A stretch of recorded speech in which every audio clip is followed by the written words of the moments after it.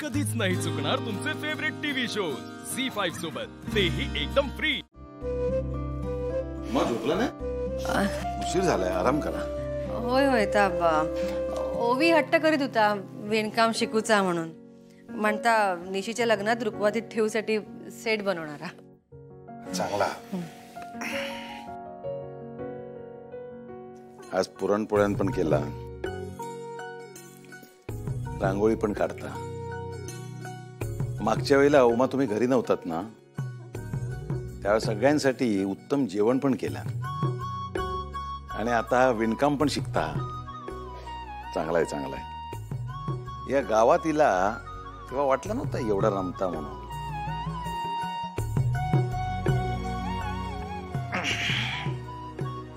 पण जन्म इथला नसलो तरी पण मूळ इथलाच आहे हे सिद्ध करता। हो ओवी तसा हौशी आहे, सगळा शिकूची तयारी आहे त्याची। निशीच्या लग्नात बघा सगळी कामं ओवीच करेत। आता याच बघा रुखवातीचा त्याकाच सगळा करूचा म्हणत होता ना।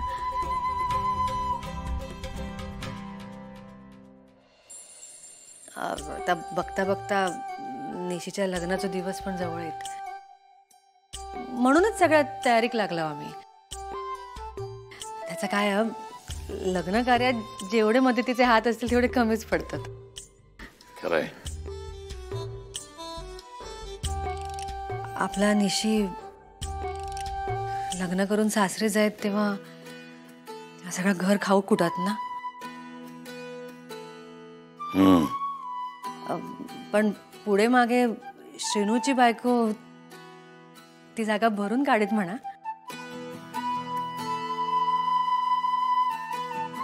मी काय म्हणते, निशीचा एकदा छान मार्गी लागला ना की घरातल्या बाकी 2 पोरांच्या पण लग्नाचा विचार करू बया।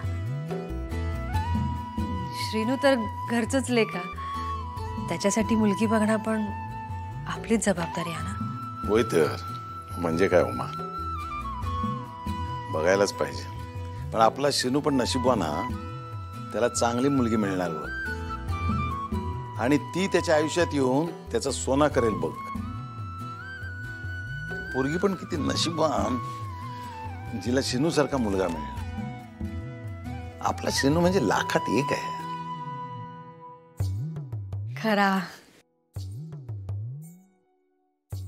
आणि दुसरा ओवी नाही, म्हणजे संध्या असता तर त्यांना सगळा हौशेन केला नसता। पण विजयराव पण कामात बुडलेले असतात, एकटे किती आणि काय धावपळ करतील ना। आणि तुम्ही बघताच ना आता ओवी कसा रमला इथे, सगळा कसा स्वतः मनापासून हौशेन करता। कोणी म्हणणार नाही परदेशातून इला म्हणून।